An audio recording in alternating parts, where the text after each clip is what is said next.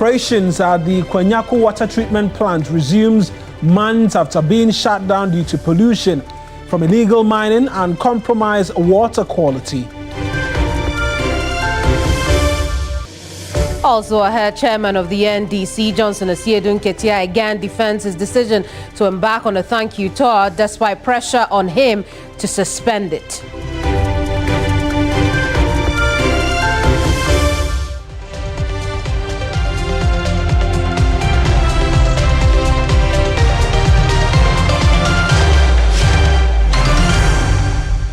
It's News Central here on TV3. I'm Kemini Amanor. And I am Mawuena Egbeta. The bulletin starts right now.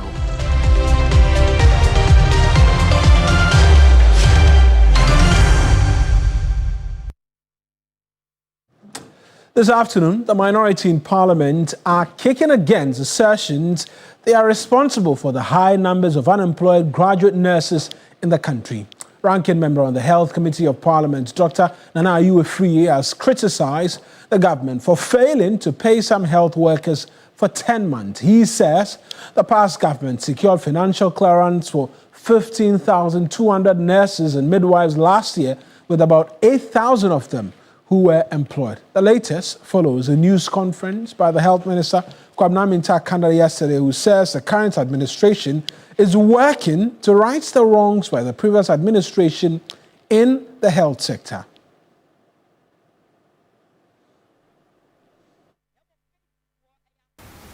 In January 2025, when we took office as government,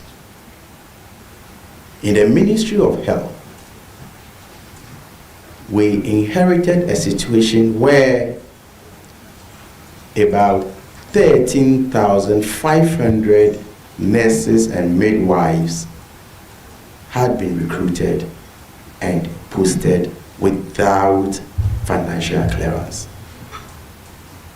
without any provision to pay them. In fact, the financial clearance with respect to the 13,500 nurses and midwives expired on 31st December 2024. What it means is that when a financial clearance is issued, you must necessarily migrate the health professionals onto the payroll before the expiration of the clearance or the financial clearance.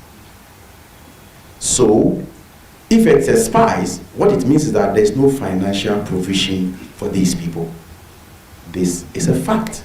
And so we had two options as government: whether to let all the 13,500 nurses and midwives go home. And the second option was to allow them to continue to work whilst we look at how we can get money to pay them.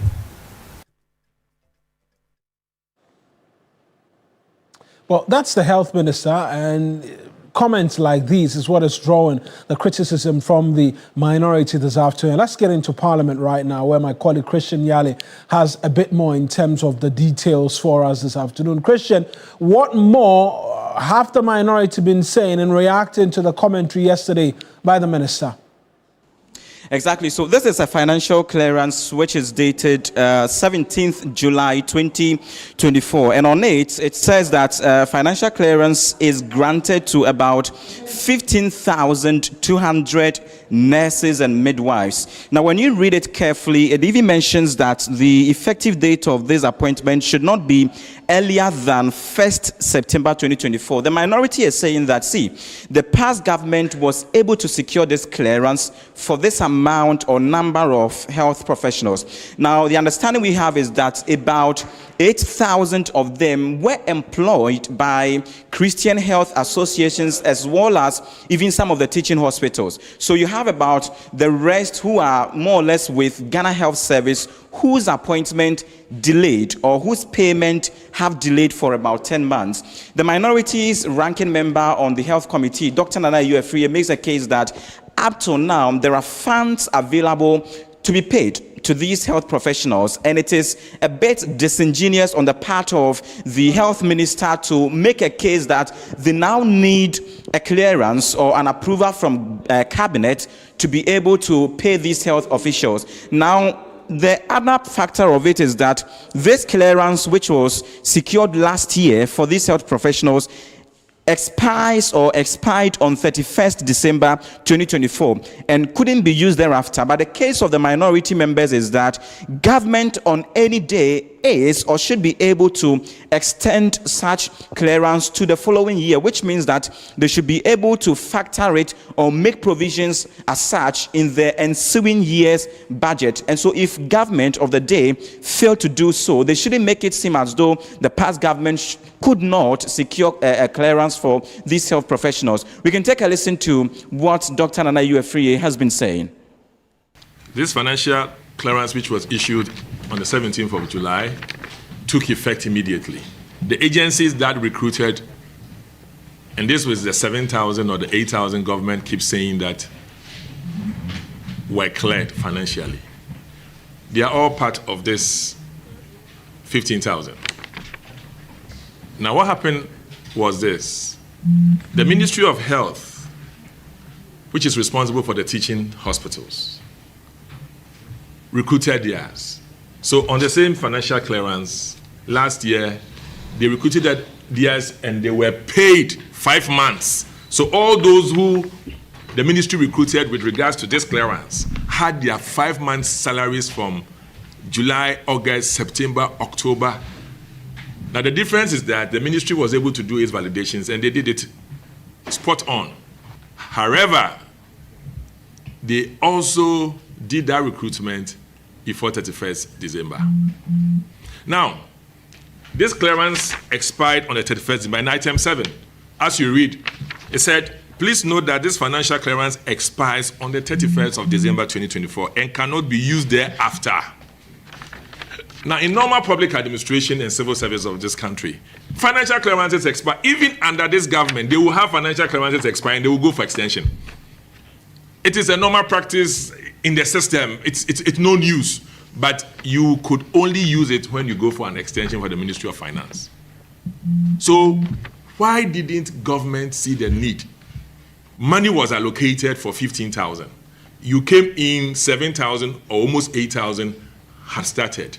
The remaining were employed by Ghana Health Service, albeit they were late, but they were at post.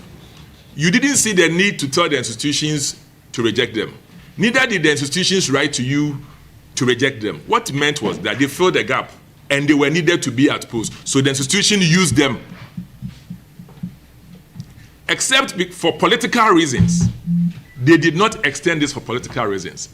And then 10 months down, they faced an embarrassment where the students or the staff went on a public agitation, demonstration, to draw your mind to this clearance and the need for extension.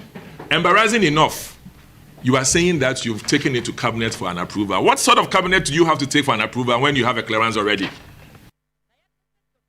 And that's how you were free. Christian, let me just come back to you on whether or not they are making some demands of the government in addressing this particular challenge. The minority is saying that, see, they have been very reasonable over the period and seen to it that they would extend a goodwill, not to even the government of the day, but to the ordinary Ghanaian citizens who need healthcare facilities or services for their daily living. But they just realized that government is, in a way, making the whole situation political, for which reason they have seen the need to respond to this. They are saying that simply there are funds available, government has no excuse, the health minister should stop throwing dust in the eyes of people and pay the health workers now. That is a simple demand that they are making. You're throwing dust in the eyes of the people. So government created a mess. And they've seen 10 months, it's caught up on them and they are fixing it.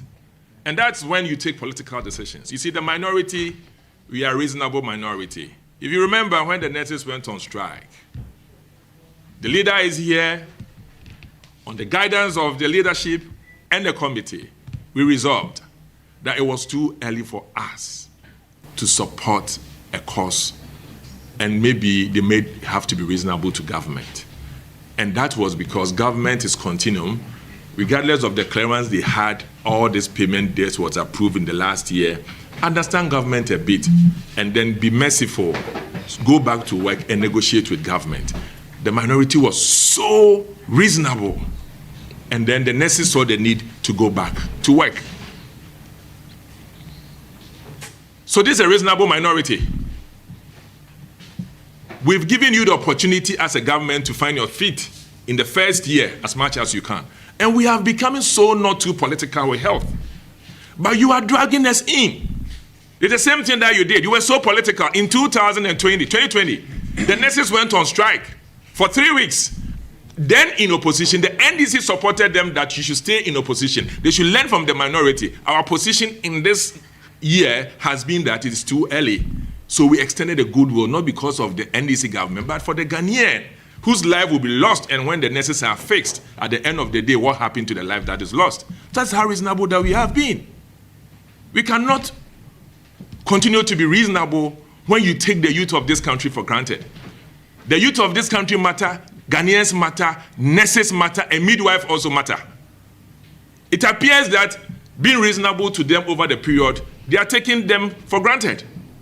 And that is why we are trying to come in to get the public to know that there is no need for cabinet to approve anything again. There's no need. This is a clearance. Government should come and tell us that there was no clearance. There was, it expired. And they should tell us if indeed in public administration there has not been clearance which had expired and has been extended. It's no news in this country or any other country. It's no news. They lacked their will and they were too political in their decision. So government created a mess.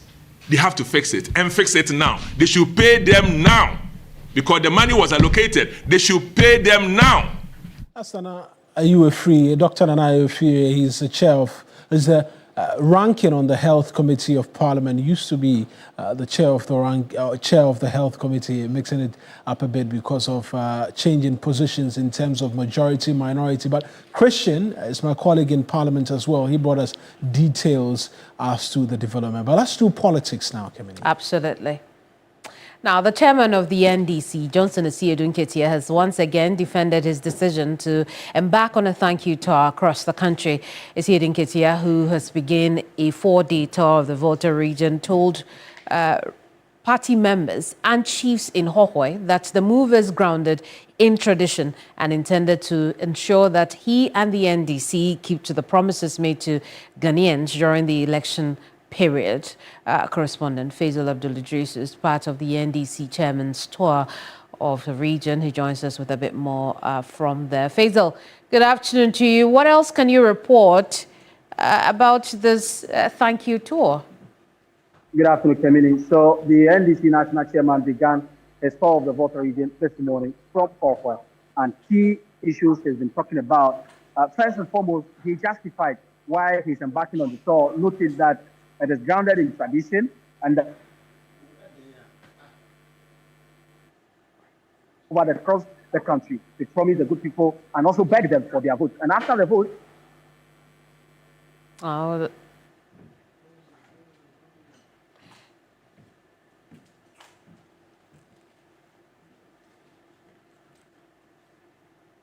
ourselves to insult each other and so on. It's a contest of ideas.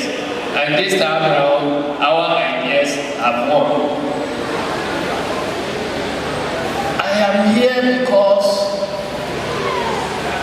when I decided to embark on this thank you tour, there were so many interpretations. Why should I go around to thank people after all? Because people think that it has never happened. I said that the fact that no chairman had embarked on thank you tour doesn't mean that no chairman will ever embark on the thank you tour. What we have been used to is for politicians to promise and never deliver. So on all my campaign talks, and it was clear to all of you that I led a completely separate campaign from that of His Excellency the President. And wherever I I went, including here, I promised that if we are given the nod, I will come back and thank you. I don't want to be the national chairman who will be known in history as ungrateful national chairman. I want to continue my tradition of delivering all my promises. So what I cannot deliver, I don't promise.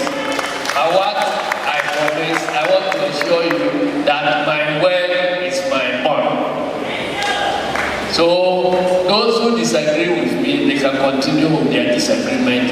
I will continue honoring my promises. And that is why I am here.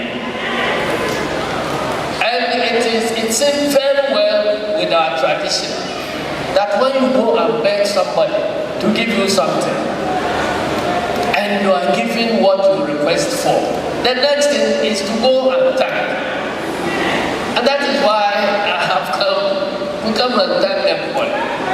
Besides the thanks, I want to remind you that all the promises we made together, we work at those promises together with the best of our abilities to ensure that next time when we come to stand here, we will stand chest out, knowing that we have not deceived the people of Mawuena constituency for their votes.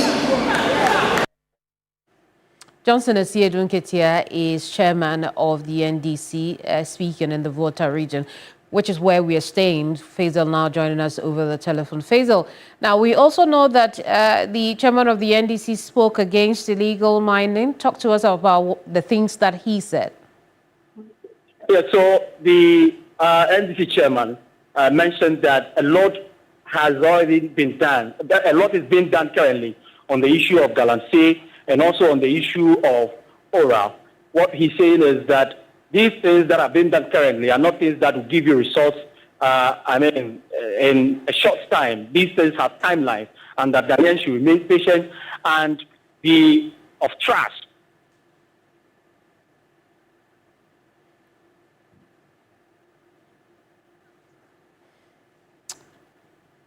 Well, it would appear we lost Faisal again over the telephone, but Faisal is traveling with the chairman of the NDC, who's currently in the Volta region. He hopes that in the coming days, the Ghanaian public will soon begin to feel the results as far as the actions the government is taking. On the issue of oral, he's hoping that with time, they'll be able to recover a lot and be put to good use. He's been telling the people that, of course, a lot is being done in terms of prosecutions, and so definitely results will be coming in the coming days. I see. Faisal, what else are we expecting him to do while in the Volta region? Well, he's here to remind the people of the Volta region, and particularly party folks, of the fact that now the party they have wanted in government is in government. They still need their support. They would commit to developing the region. He's been touching on a number of issues, including the UHAS campus project, which had stalled for many years. Now work has resumed. He talked about the Eastern Corridor Road, which is of paramount importance to the people of the region. But most importantly, he's telling the party here in the region that they must remain united on the issues of employment, issues of appointment, which he says is already creating some form of disunity within the party. He's asking them to rally behind the government and to give the support that the John Mahama administration needs so that they will be able to deliver on their mandate. He's moved already to the Bando constituency. Today he will be in North Dine, he will be in Afajato South, and of course in the whole West constituency, and then end his tour of the region in the Angolo Keta areas on Friday. Faisal, we'll end it now. Thank you so much for talking to us. Faisal Abdul-Idrisu is with Asiedun Ketia's thank you tour in the Volta region. Now, President John Dramani Mahama has revealed that Ghana and China are set to conclude on a zero-tariff agreement by end of this month. China has said that the expansion of its zero-tariff policy to cover all 53 African countries, including Ghana, is set to maintain diplomatic ties to boost Africa's economy and offer the continent a benchmark to seek equal or better terms from other trading partners. Speaking at a presidential investment forum in Beijing, China, President Mahama announced that both nations have reached an agreement towards achieving that cause. 2020 and 2024, China's exports to Ghana rose by nearly 46%, while Ghana's exports to China increased by over 11%. China's decision to grant zero tariff access to Ghanaian and African products signals the confidence in our partnership. It opens vast new markets for Ghanaian exporters, agro-processors, and manufacturers. And I'm happy to inform you that we reached agreement in principle, and we have targeted the end of October to be able to sign off on the zero tariff principle.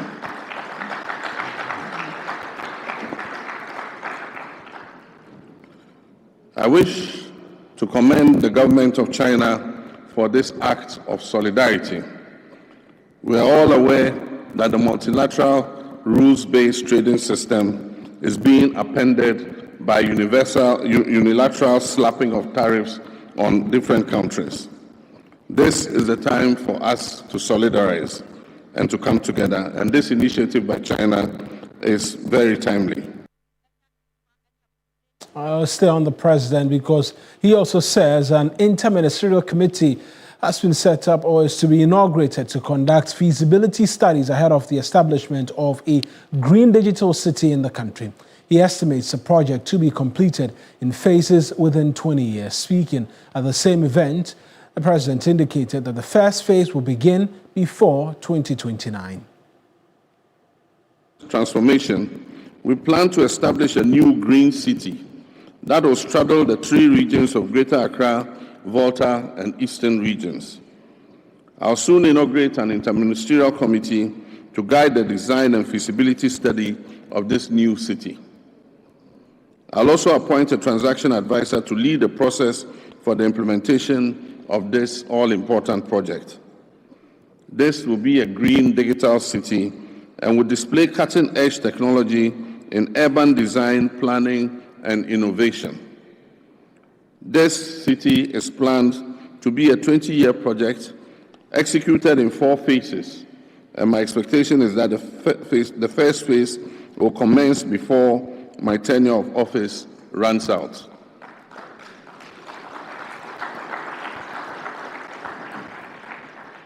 I invite our Chinese colleagues to be a part of this all-important project.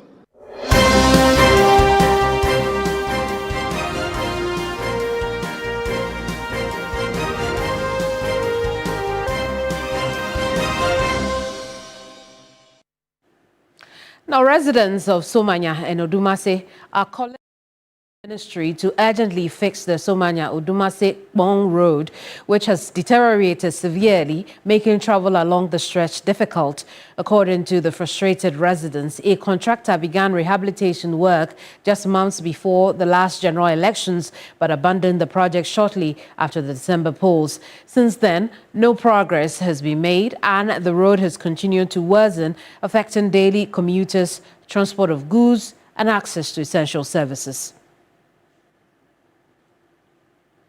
Let's connect now with our Eastern Region correspondent, Yvonne Nikwe, who's with the demonstrators at this time. Yvonne, what else can you tell us about this road and the demonstration today?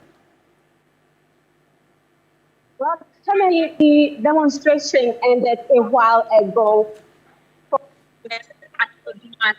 Presently, I'm the Lower Manya municipality, where the demonstrators petitioned the municipal chief executive about their concerns on the road here from Somanya, Odumase, Agomenya, and by extension, Akoshe. And here is why this road is critical for them. There are 2 health facilities on the stretch, and so if any referral is to be made, it's supposed to be to the Eastern Regional Hospital, and people will have to move from here. If the road is still in this stretch, it means that people cannot move as quickly as possible, and so health people will be in trouble. Patients will not reach early. Again, this particular area is quite a large number of farmers on the stretch passing their produce for origin and around this particular area. Again, if the road is not fixed, it means that they will not be able to catch their produce, and then those foods will go bad. And so demonstrators are giving the road ministry a 60-day timeline to fix it, just because they believe that both the actual NPP and the current NDC has shortened them. Why is shorting? They believe that months into the elections, they saw contractors on the road. But right after the results were declared, they didn't see anybody again. But early on, the Eastern Regional Minister, Rita Awase, had met them, promising them that first week of October, the road will be fixed. But we're in the middle of October, and they haven't seen any contractor. But yesterday in the evening, the drip machines came back onto the road. They believe that this is not a good deal for them, and they are insisting that within the 60 days, if the road is not fixed, we'll be back on the road to demand what is right for them. Very well, Yvonne, let's take a listen to some of the residents you spoke to earlier. No, it's not rather fair to us, because we have been talking about this road, not this year alone, last year, past previous years, and then they assure us that the road will be fixed. And then after the election, nothing is done, fake promises. And then a day before the demonstration, we see machines that are coming on the road. It's not fair. It's not fair to Kobo land. It's not fair to the people over here. What we are saying is that they should fix the road. That is all we are asking for. Shops are closed. Businesses are shutting down. Workers are being laid off because shops are closed. Businesses are not running. Even first week in October, because we've already fixed a date for July to demonstrate for this road. But we've been rest assured that first week in October, the road will be fixed. We are in almost the second to third week. Nothing is going on. We are suffering. Okay, we are suffering. We can't open our shops. We can't cook at the road. See, when you want to buy food, the person will either tell you to come home to come and buy, because when they cook at home, they don't bring it there. They can't sell at the roadside. We are suffering. For me, I can't open my shop. If you open, who is coming to buy in this dust? We can't even transport ourselves to go to places. We are suffering. I think we are laughing, playing with it, but it is not a joke.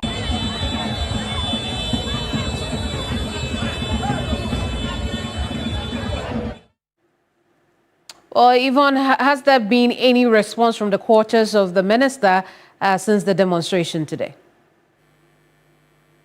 Well, the regional minister was not at the Lower Manya Probo municipality, but the MPs here did receive the petition on behalf of the minister and by extension, the road ministry. Largely, he says that he's going to forward the petition from the youth group here and the residents to them so that they do hereby take the road. We're just hoping that in a few days coming, the drip machines we are seeing on the road will not vanish again, but still be on the store.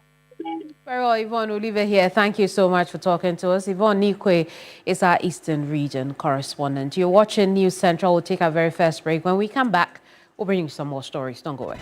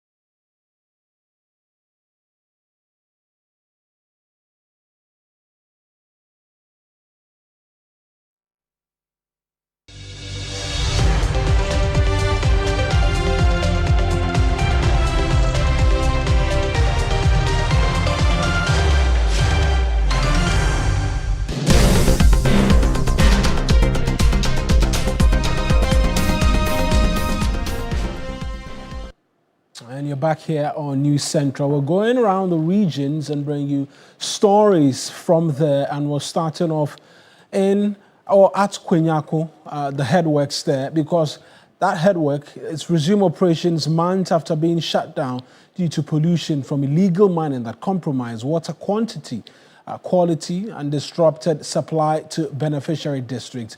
During a visit to the facility, the Central Regional Minister, Ekopeni Amanor, noted that interventions such as surface pumping have significantly improved the quality of water produced. He added that additional measures are being implemented to ensure long-term sustainable water production at the headworks. Thomas Khan is joined officials from the Regional Coordinating Council to visit the facility and see for themselves really whether or not it is back working. Thomas is joined us via the phone lines. Let's get a bit more details. Thomas, try and help us understand before now this report that it's resumed treatment of water, what the situation was before today. If you would recall, this facility had to come to a total shut because of illegal mining activities. As at yesterday, the facility had resumed producing and treating water for supply. And then, if you would recall, because of what happened, because of the extent of turbidity of the water, it was highly polluted to the extent that it was unable to produce water for residents who rely on this facility. So yesterday we were there to see for ourselves, and according to the engineers and then the regional minister, a lot of intervention had gone into it, and now thankfully they've resumed operations and they are able to supply water to some homes around the enclave, those who heavily rely on this facility. Mawuena.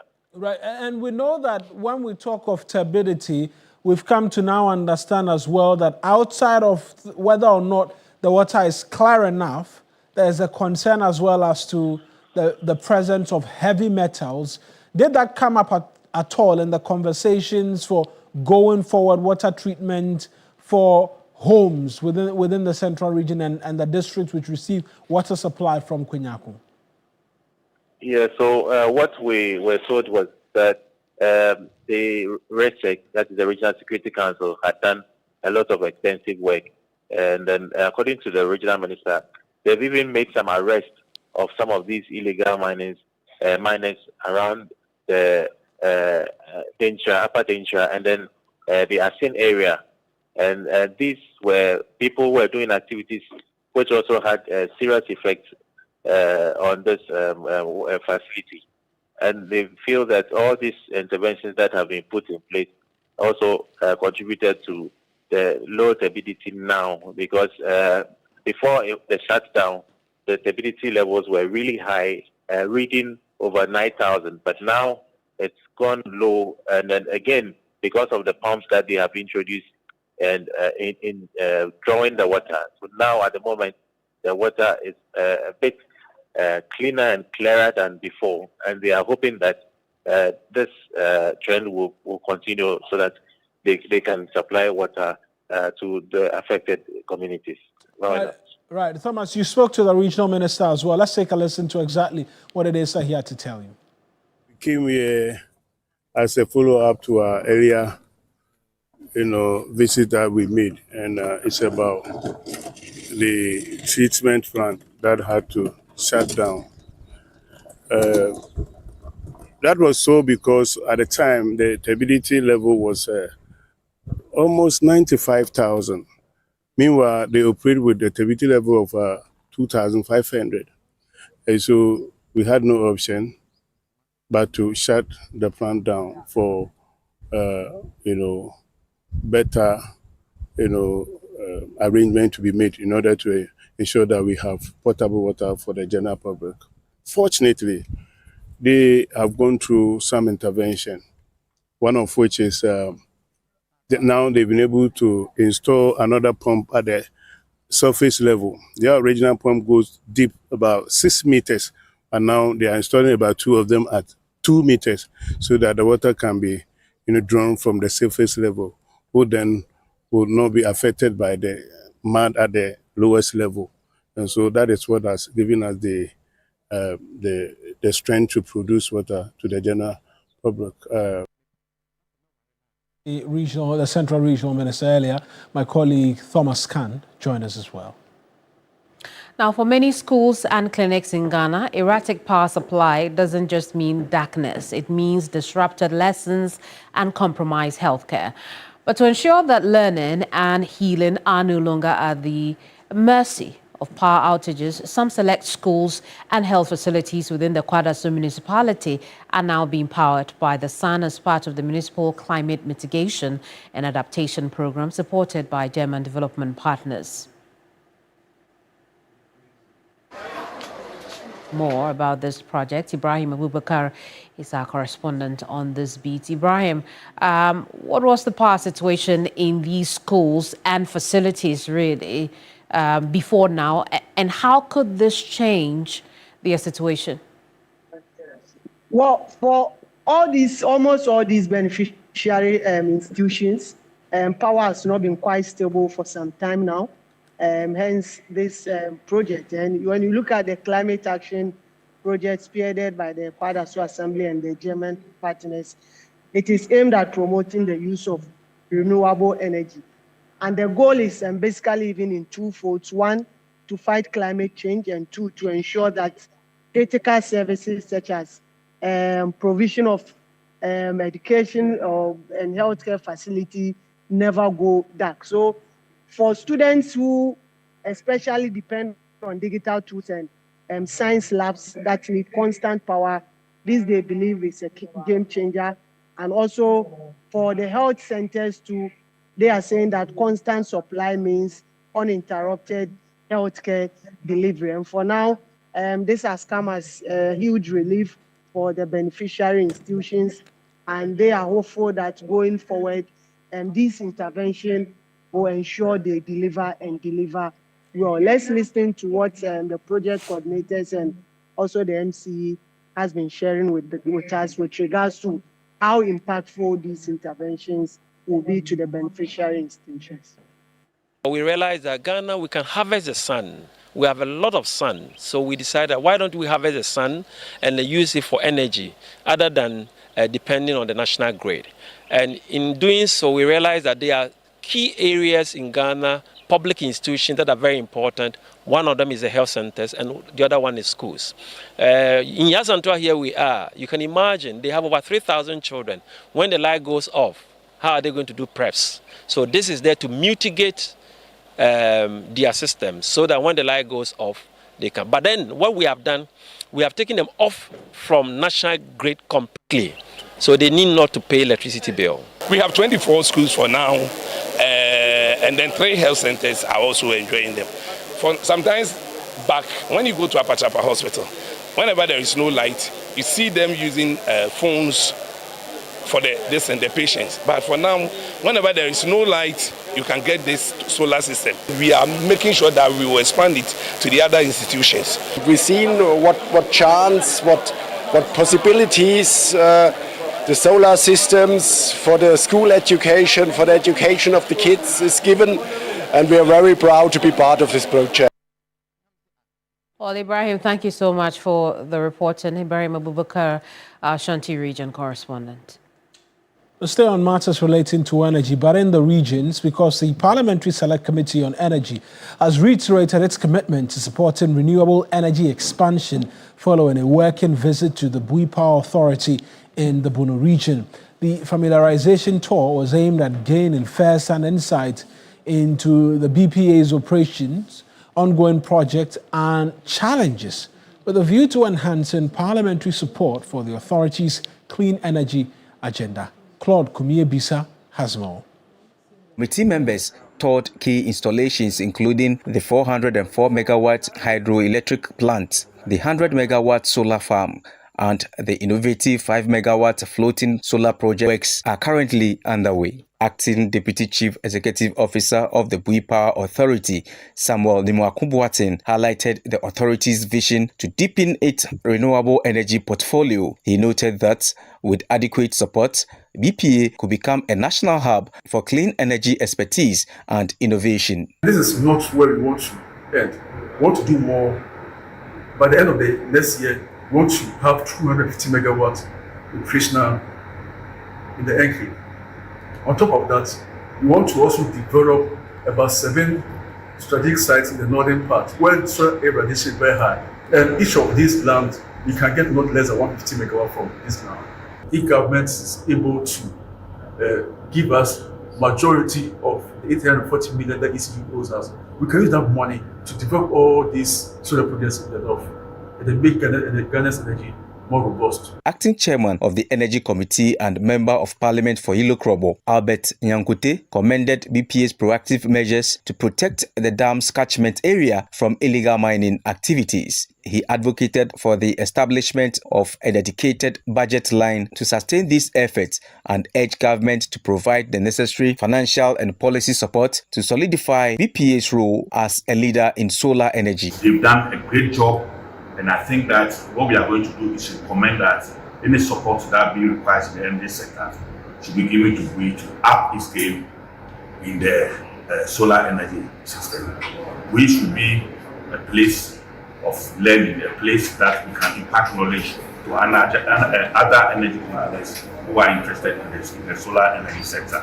Banda MP and committee member Ahmed Ibrahim called for strategic collaboration between BPA and academic institutions to research and harness Ghana's vast renewable energy potential. BUI Power must have some collaboration with University for Energy and Natural Resources so that we'll be able to harness our hydro resource, harness our mountainous resource, harness our forest resource, and harness our solar sun resource. So we should not allow BUI Power Authority to be neutralized. We must protect them jealously to make sure that they are able to occupy the strategic energy position that they are occupying. However, ranking member of the committee, Collins Adumaku Mensah, expressed disappointment over delays in compensation for affected landowners in Banda, a contrast to what he described as smoother processes observed in Yendi. It's been 20 years.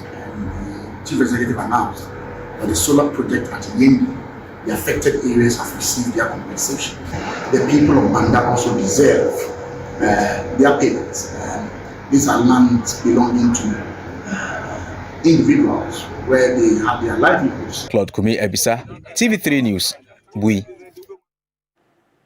Now, Education Minister Haruna Idrisu has reiterated government's commitment to expanding STEM infrastructure in the country. He emphasized that the launch of the Basic Science, Technology, Engineering and Mathematics program for basic school teachers forms part of the government's research agenda and aims at revolutionizing science, technology, engineering and mathematics for teachers at the basic school level.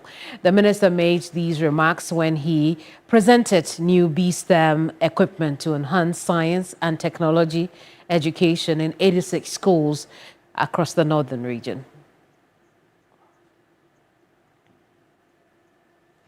We'll connect now with our northern region correspondent, Christopher Mwako, who's joining us from there on the back of the story. Now, Christopher, quickly talk to us, this BSTEM and, the launch of the program, how important is it to the young people in the area?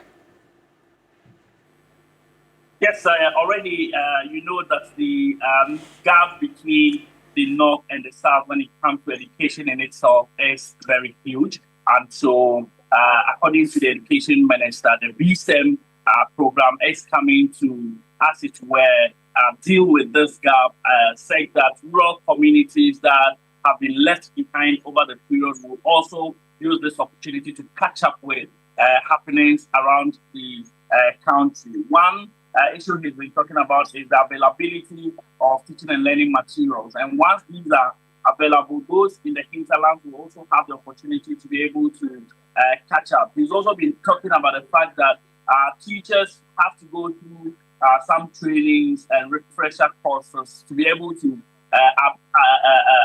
keep these children up to date information when it comes to STEM. This been saying that STEM education in the country has become the future of this country as well as TVET. And so attention must be drawn to that angle. It's also been promising that a STEM senior high school will be constructed in the northern region, to say that the people within the northern region will also have a benefit of it. Already we have one in the northeast region around Wulugu and Tassinkwe area where there is a STEM senior high school. So constructing another one in the northern region will help boost STEM education in this part of the country. Let's take a listen to what he's been saying. Because the future is about science, technology, engineering, and mathematics education. Subject to the availability of resources, I intend to build a STEM center to serve northern Ghana in this area, around where we have the National Identification Authority. We will get a dedicated STEM center. Well, Christopher, how will the program address the inadequacy of teachers or teaching staff in the north? Yes, so he's saying that government is committed to this particular program. It was launched some 2 months ago, and so he is saying that more resources will be committed so that teachers will be well motivated to be able to undertake this program for its success. Already, we know that when it comes to teacher motivation and resource availability for teaching and learning, it's not looking too good. But he's been giving that assurances that the John Mahama-led government is committed to STEM education, and so they are going to commit more resources into it. Thank you so much for talking to us. Christopher Amwako is our Northern Region correspondent, bringing us that story about the BSTEM program that has been launched in 86 schools in the Northern Region. Now we'll bring you some other stories now. The Bono East region has embraced a crucial public health initiative with local health authorities targeting over 8,000 adolescent girls for vaccination against the human papillomavirus, HPV, as part of a nationwide campaign to eliminate cervical cancer. Rollout, which focuses on girls aged 9 to 14, is being executed through a decades-long and trusted expanded program on immunization, providing a vital layer of protection against a disease that remains a leading cause of death among young ladies. But health officials are battling deep-seated community concerns and misinformation, particularly in very remote areas of the region. Despite Ghana's 47-year track record of safe vaccine delivery, some parents and community members have voiced fears, mostly centered on the vaccine's alleged impact on fertility. In response, the Bono East Regional Health Director emphasized the vaccine's safety and efficacy, which are backed by decades of global evidence. We understand that some parents and community members may have concerns or questions. Let me assure you that the HPV vaccine is safe and effective. The vaccine does not affect fertility, not at all, and has no negative effects on growth or development. Rather, it provides, so let's take note of this, lifelong protection against viruses that cause more than 70% of cervical cancers. The HPV vaccine is endorsed by the World Health Organization and has been safely administered for more than 15 years in over 125 countries. Locally, the Food and Drugs Authority of Ghana has given its final approval for the rollout. Parents and guardians should support their daughters to take the vaccine with confidence, knowing that this simple act today can prevent serious illness and even save lives in future. The free nature of the vaccine is key to achieving high coverage in the region, removing financial barriers that previously made the life-saving injection inaccessible to most vulnerable families. To meet the regional target of over 8,000 girls, health teams are utilizing a coordinated strategy involving schools, community health facilities, and mobile outreach teams, ensuring no eligible girl is left behind. The Bono East campaign is a localized effort toward the national ambition to eliminate cervical cancer as a public health problem, aligning with the World Health Organization's global targets of vaccinating 90% of eligible girls. The successful vaccination of thousands of girls across the region is a critical step towards realizing that goal, promising a healthier, longer future for the young women of the region. Belinda Tete, TV3 News, Bono East Region. Now, health authorities in the Upper West region have begun the vaccination of 55,703 girls between the ages of 9 and 14 against HPV as part of the country's nationwide campaign to eliminate cervical cancer among women in the country. Here's a report by our regional correspondent, Ibrahim Wangara. Cervical cancer poses a significant health challenge in Ghana, affecting the lives of thousands every year. Annually, approximately 3,000 women are diagnosed, and tragically, about 1,700 do not survive. In the Upper West region alone, 22 women received cervical cancer diagnosis in 2024, with a startling 70% of these cases being identified at the advanced stages. To combat this pressing issue, the Ghana Health Service in the region has deployed 3,901 dedicated officers from the Ghana Health and Education Services to ensure that every eligible girl in school, at home, or in remote communities is vaccinated. The Regional Health Director, Dr. Josephat Nuzak, emphasizes that HPV vaccine is safe and provides vital protection against cervical cancer. Up next is By the Numbers.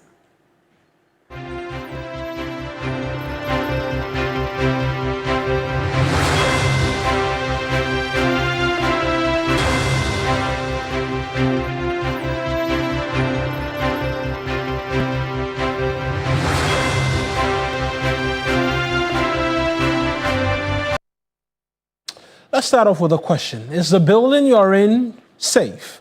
Across Ghana, that question is becoming more urgent every year. From 2010 to the mid-2023, the country recorded 39 major building collapses. 70 people lost their lives and more than 300 others were injured. This year, the Central Region has seen some of the worst cases. So far in 2025, there have been more than 8 collapses, leaving at least 5 people dead and several others injured. In that part of the country, the regional capital to be specific, a recent survey found that 8 out of every 10 buildings is in need of maintenance. Many of them old, cracked, and slowly giving way after years of neglect. Experts say the causes are easy to see. But what exactly is the situation? Let's get to the dashboard right now and try and paint a picture for you as to what the numbers have been like. And so since 2010 to 2023, 55 plus collapses as we've witnessed in different parts of the country, some in Accra and in other areas in the Central Region, as we've been talking to you about. But in the Central Region in particular, most recently, there's been 8 plus building collapses, which has caused 4 lives already and several others injured. And so it begins to bring about quite a number of questions in terms of what is being done in terms of inspection and the likes as to what really the situation is. But in zeroing in on what the numbers say in terms of the status of buildings in the Central Region, this is what the latest survey in that part of the country, the Central Region to be specific, says that 8 out of 10 of such buildings, particularly in the capital Cape Coast, are in need of serious maintenance because they can't give way at any time at all to collapse. And that will begin to have experts in that part of the country, authorities in the Regional Security Council, Regional Coordinating Council, amongst others, beginning to want to go down and check for themselves what the status is in the capital. But what are the causes, as we've come to understand? Substandard materials being used in the construction of these buildings, unauthorized modifications, somebody builds or has does foundation work for a one-story and decides to go up to 3 stories amongst others.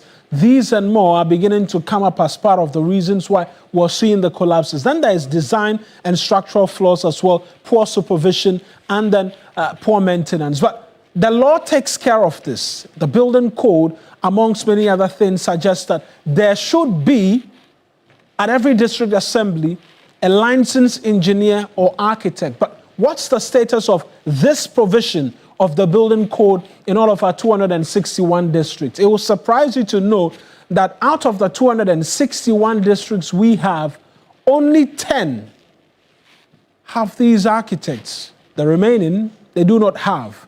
And that possibly could explain why this is becoming a norm, becoming a phenomenon in the central region, but as well springing up in parts of the country. That's it for you by way of By the Numbers.